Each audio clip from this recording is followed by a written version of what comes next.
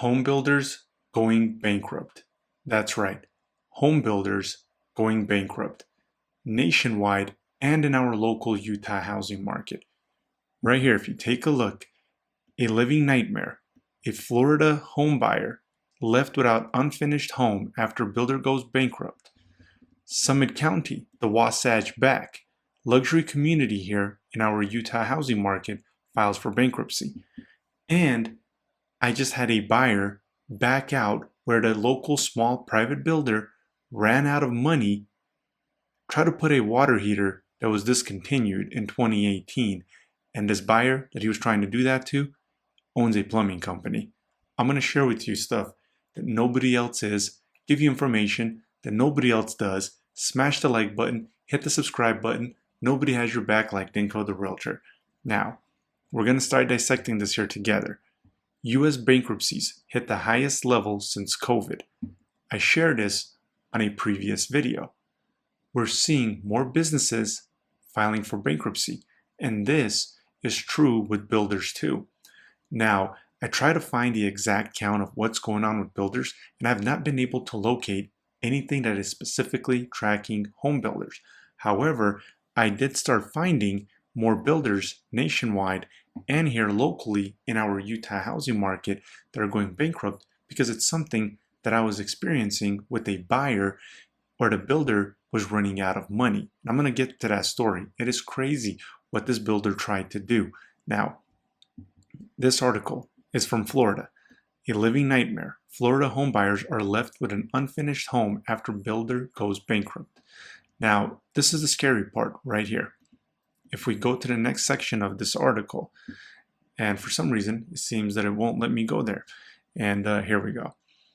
So this buyer bought the land up front for $20,000. Then he put down, so that's the lot premium, 15% of the $184,900 cost of the home.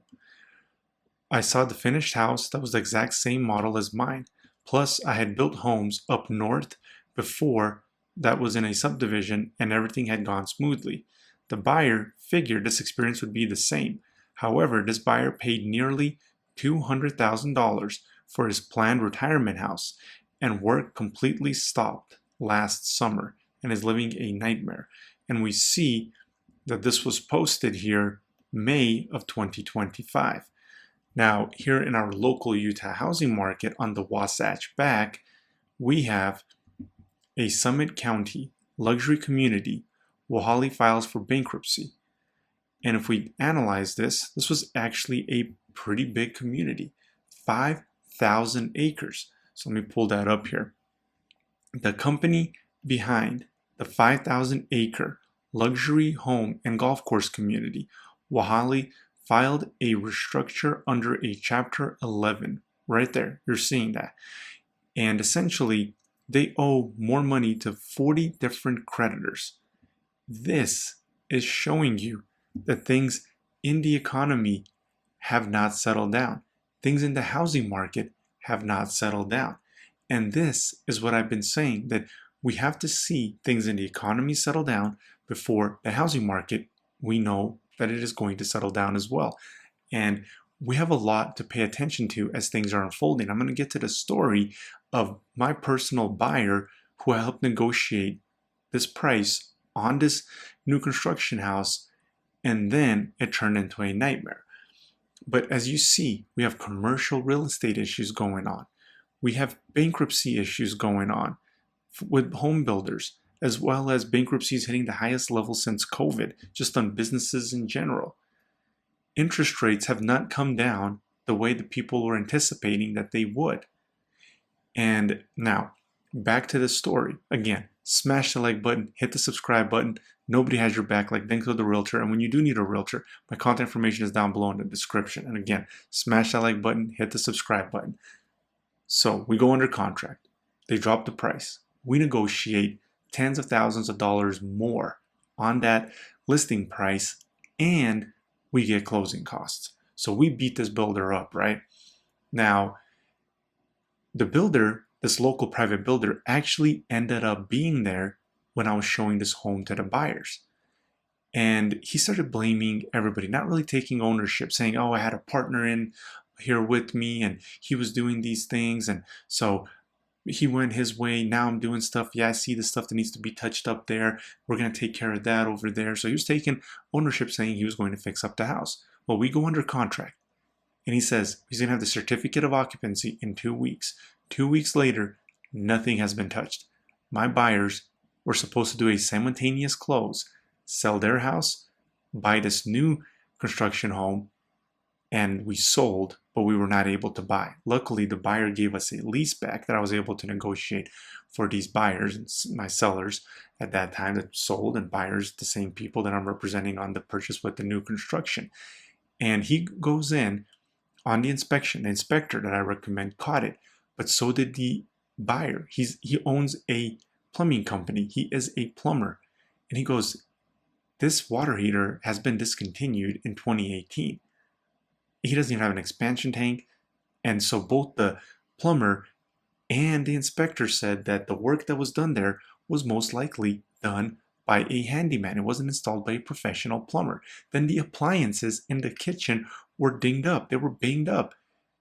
Got them from an outlet. Got them from a discount store. I don't know what happened. I mean, it was the craziest thing.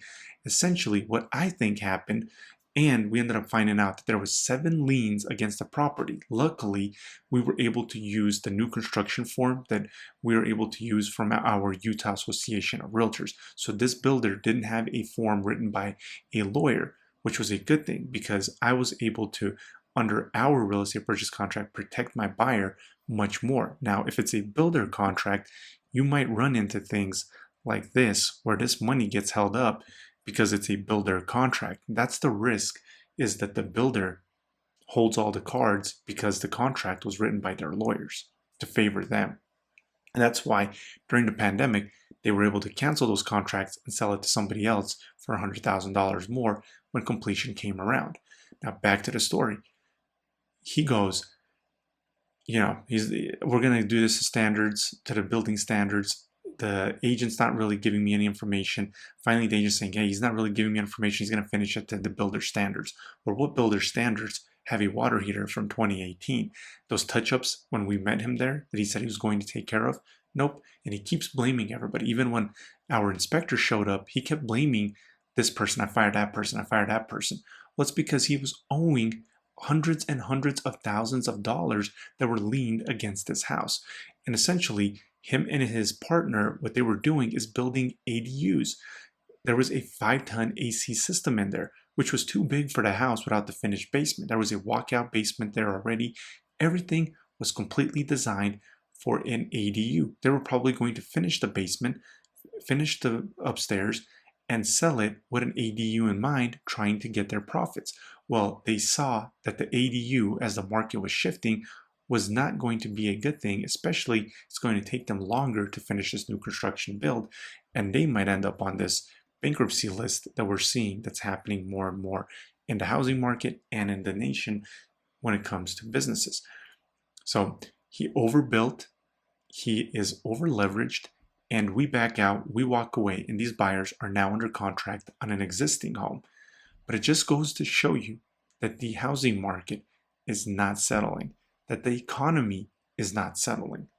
Because if it was, bankruptcies wouldn't be the highest since COVID, and builders wouldn't be filing bankruptcies all around the nation and here locally in our Utah housing market. So when you do need a realtor, my contact information is down below. If you haven't, smash the like button, hit the subscribe button, because nobody has your back in Utah like Dinko the Realtor.